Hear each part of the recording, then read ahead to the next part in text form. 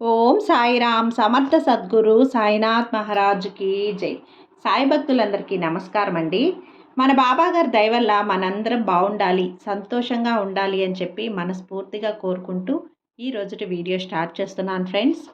ఇక ఈరోజు వీడియోలో మనం చూడబోయేది ఏంటి అంటే, ముందుగా మన వీడియో కనుక ఫస్ట్ టైం చూస్తూ ఉన్నట్లయితే ప్లీజ్ సబ్స్క్రైబ్ చేసుకోండి ఫ్రెండ్స్. అలాగే లైక్ చేయండి, షేర్ చేయండి. ఇక బాబా గారు మన కోసం అందిస్తున్న సందేశం ఏమిటంటే, బిడ్డ, నువ్వు ఎవరినైతే ప్రాణంగా ప్రేమిస్తున్నావో వారిని మనసులో తలుచుకొని ఈరోజు నీ బాబా చెప్పే ఈ సందేశం వినమ్మా. ఆ వ్యక్తిని నువ్వు మనసులో తలుచుకుంటూ నేను చెప్పేది విను.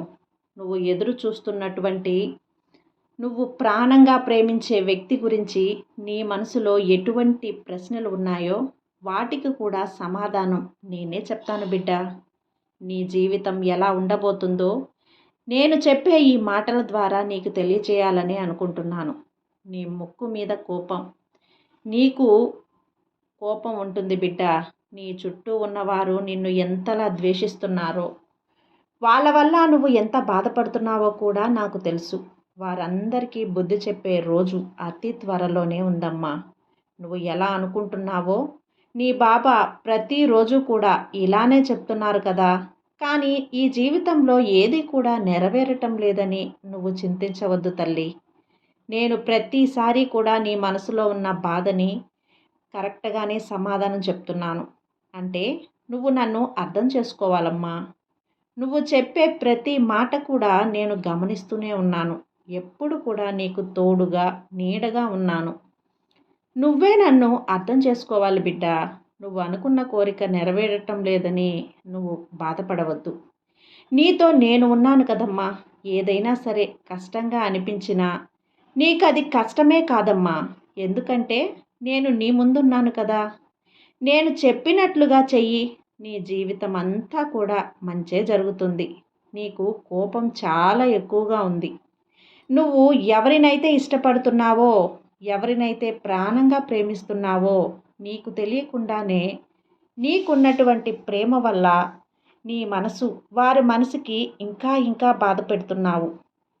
అలా బాధ పెట్టడం వల్ల వారి నుంచి నువ్వు దూరం అయ్యే అవకాశాలు ఎక్కువగా ఉన్నాయి.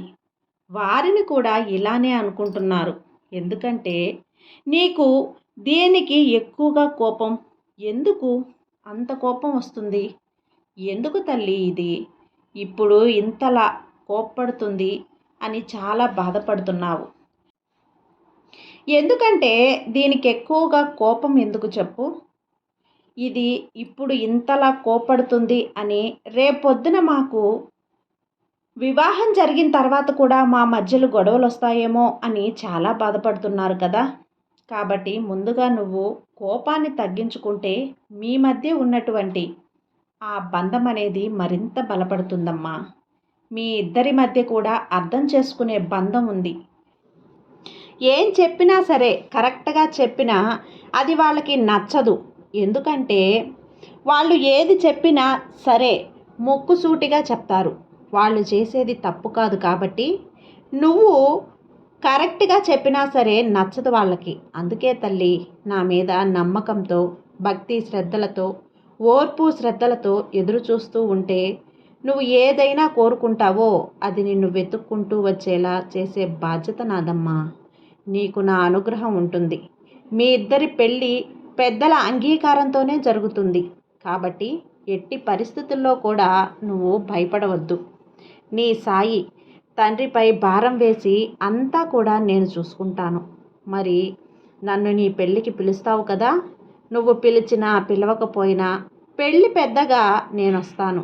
అందరికీ రాసి పెట్టి ఉంటే ఎవరు కూడా విడదీయలేరు కదా.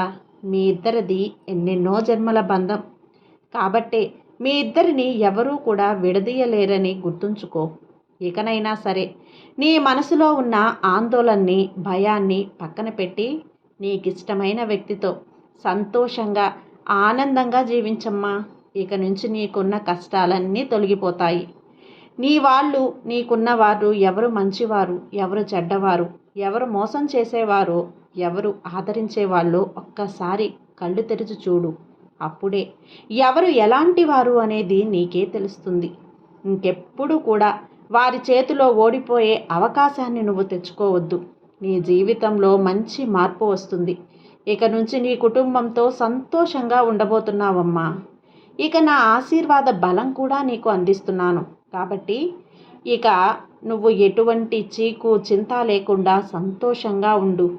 నా గురుబలం నీకు పుష్కలంగా ఉంది తల్లి. నువ్వు అనుకున్నది అనుకున్నట్లుగా జరిగే ఆనందంగా ఉంటావు.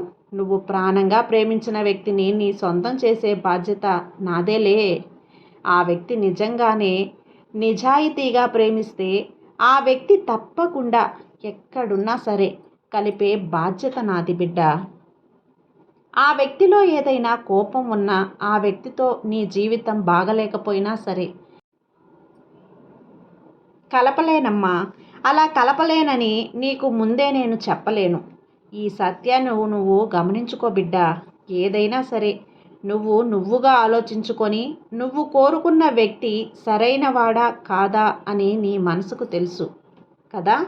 ఇకనైనా సరే నువ్వు కోరుకున్న బంధంతో సంతోషంగా ఉంటావమ్మా. ఆశీర్వాదం ఎప్పుడూ ఉంటుంది. మీ ఇద్దరికీ కూడా నా ఆశీర్వాదం అందిస్తాను. అది త్వరలోనే వివాహం చాలా బాగా జరుగుతుంది బిడ్డ. నీ వివాహం నేను దగ్గరుండి జరిపిస్తానమ్మా. నువ్వు పిలిచినా పిలవకపోయినా సరే నీ బాబా, నీ తండ్రి నేను ఎప్పుడూ నీతోనే ఉంటాను. నీ వివాహ మండపంలో మీకంటే ముందు నేనుండి నీకు అన్నీ సక్రమంగా జరిగేలా చేస్తాను. నీ తండ్రి ఆశీర్వాదం నీకు ఉండగా నీకు భయం ఎందుకు చెప్పు. నీ సాయి నీ తోడు ఉండగా నువ్వు దేనికి భయపడిన అవసరం లేదు. ఇక నీ సాయి చెప్పే మాటలు విని సంతోషంగా ఉండు.